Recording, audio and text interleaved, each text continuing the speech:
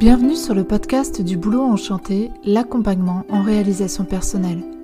Je suis Amélie Blanchard et je vous partage à travers ces quelques mots mes réflexions pour mener une vie plus consciente, libre et responsable.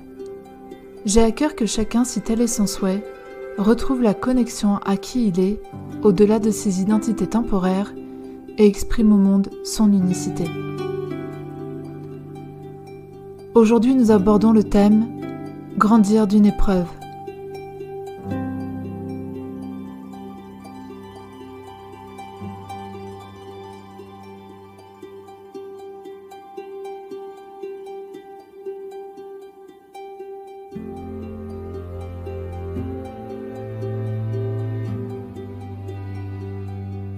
La vie sur Terre peut être difficile, challengeante, voire extrêmement douloureuse. En termes d'épreuves, personne n'est épargné. Elles peuvent être ponctuelles ou s'enchaîner comme des malédictions. Notre volonté à avancer, grandir et nous accomplir semble continuellement testée, et cette existence est bien plus souvent appréhendée comme un combat plutôt que comme une expérience d'épanouissement. Ceci pouvant être amplifié en fonction de l'endroit du globe où nous naissons et grandissons. Certains contextes offrent des opportunités de croissance plus paisibles que d'autres et des possibilités d'expansion très différentes. Une part de la réalité que nous expérimentons nous échappe puisqu'elle appartient à la conscience collective. C'est-à-dire que la réalité de cette planète est la somme de nos réalités individuelles. Nous co-construisons la réalité globale, partagée par tous. Mais une grande partie de ce que nous vivons chaque jour résulte de ce que l'on porte en nous comme réalité intérieure.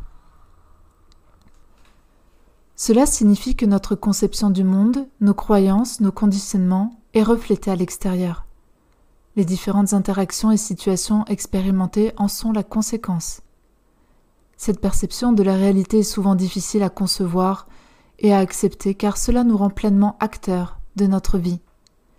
Nous sommes de fait responsables de cette fabrique, non pas directement comme si nous avions souhaité toutes les situations, alors que certaines sont clairement douloureuses, mais responsables dans le sens où nous avons le pouvoir de changer la trajectoire de notre destinée et faire en sorte de ne plus vivre ces situations.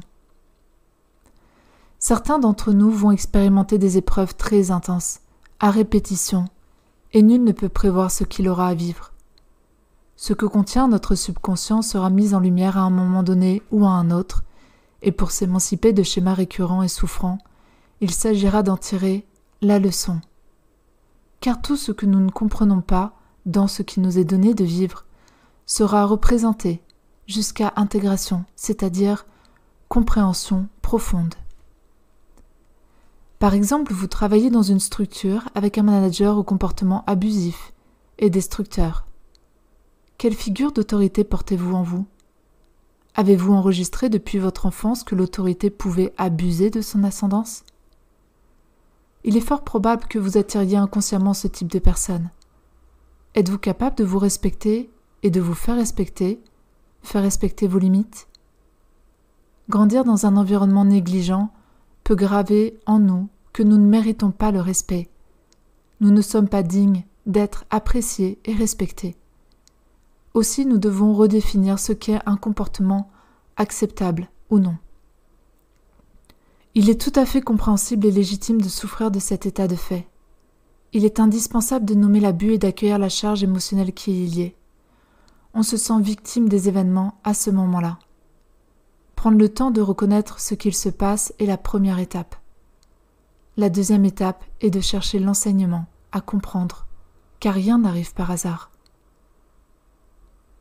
C'est la bascule à faire pour passer de victime à responsable. Si vous maintenez le statut de victime par rapport à la situation que vous vivez, vous admettez plusieurs choses.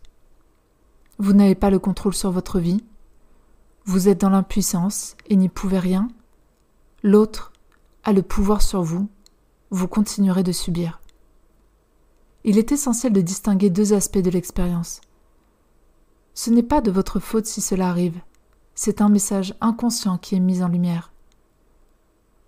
En revanche, c'est de votre responsabilité de changer le cours des événements en vous extrayant de la victimisation et en ne faisant pas justice vous-même. Ce qui perd la plupart des personnes qui répètent ce type de schéma est qu'elles cherchent réparation pour l'abus qu'elles subissent. Or, c'est le travail des lois naturelles qui régissent notre univers que de rétablir l'équilibre, pas le nôtre. Si vous cherchez à rétablir l'équilibre en faisant payer à l'autre, en vous comportant vous-même comme abuseur, en sortant de l'innocuité et en lui causant du tort, vous endossez le rôle de bourreau. Vous restez enfermé dans cette boucle dramatique victime-bourreau. Parfois, il s'agira d'exprimer la vérité de la situation, les torts causés par les comportements abusifs, en employant une communication adaptée afin de ne pas causer d'autres dommages. Cette prise de parole pourra rectifier le tir, dans certains cas. Mais dans d'autres cas, ce sera peine perdue, et il s'agira de quitter l'environnement ou la relation qui vous fait souffrir. Vous ressentirez probablement beaucoup d'injustice, parce que vous savez discerner le bien du mal. Vous savez qui a subi et qui a fait subir. Mais vous n'êtes pas la justice divine. Intéressez-vous plutôt à ce que vous portez en vous comme croyance à votre sujet et au sujet des autres pour permettre, entre guillemets, à ces comportements d'advenir. Parfois, ce sera vous le bourreau, parce que vous avez développé un complexe de supériorité, par exemple, et la façon dont vous vous positionnez vis-à-vis des autres est avec arrogance. C'est la façon que vous avez de maintenir une certaine estime de vous-même acceptable, alors qu'au fond, vous ne vous aimez pas vraiment et ne savez pas pleinement reconnaître votre valeur. Il s'agira dans ce cas d'avoir l'humilité de vous observer avec les yeux de la vérité et d'accepter que vous n'êtes pas si irréprochable que cela. Vous portez des parts d'ombre, comme nous tous. C'est ainsi. Les exemples sont nombreux et chacun recèle une leçon qu'il nous incombe de découvrir. Cela est très inconfortable à vivre car l'image que l'on a de soi s'effrite. Mais c'est bien les masques que l'on porte et nos fausses identités qui partent en miettes, et non qui nous sommes réellement. Au contraire, chaque apprentissage nous rapproche un peu plus, chaque jour, de notre véritable identité, qui l'on est dans l'éternité. La guérison n'est pas une option. C'est le passage obligé pour tous, et ce devrait être notre priorité dans la vie, si l'on souhaite trouver la paix et la félicité.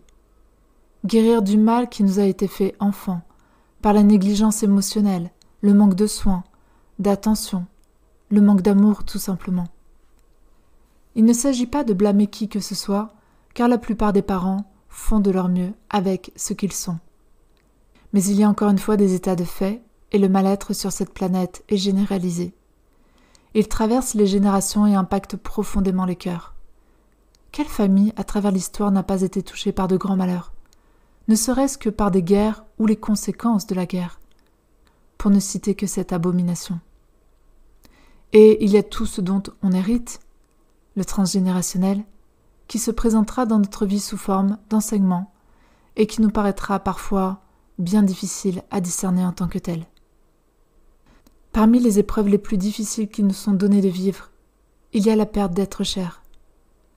La mort d'un proche est une expérience déjà bouleversante en soi, nous renvoyant à notre finitude pour ce qui est de cette incarnation terrestre.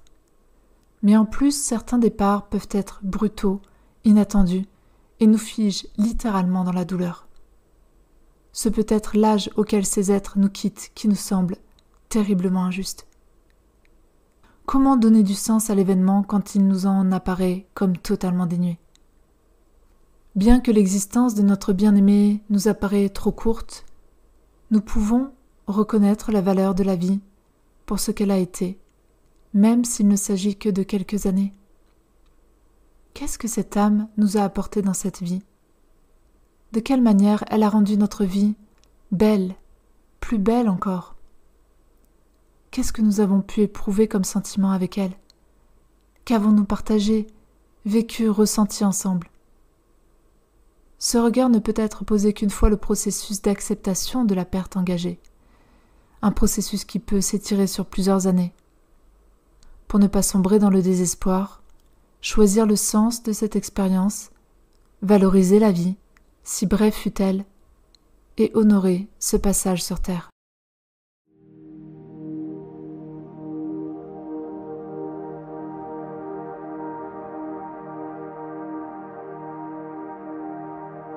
Si nous souhaitons poursuivre notre évolution, ce qui constitue notre nature originelle, être dans une dynamique de croissance et d'émancipation, alors nous devons faire preuve du maximum de sagesse dans les épreuves qui se présenteront. Être victime ou être bourreau, se maintenir dans la souffrance, nous enferme dans des pièges de conscience, nous fait stagner dans le passé et nous empêche d'accéder à des potentiels d'expression de notre être qui ne demandent qu'à être incarnés. Nous sommes des alchimistes et nous avons le pouvoir de transformer la noirceur en une lumière éclatante.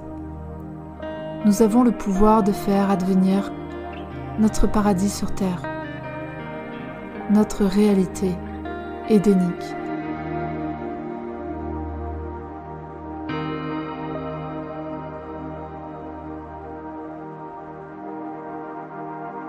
Je vous remercie de tout cœur pour votre écoute et j'espère que ce partage a été éclairant.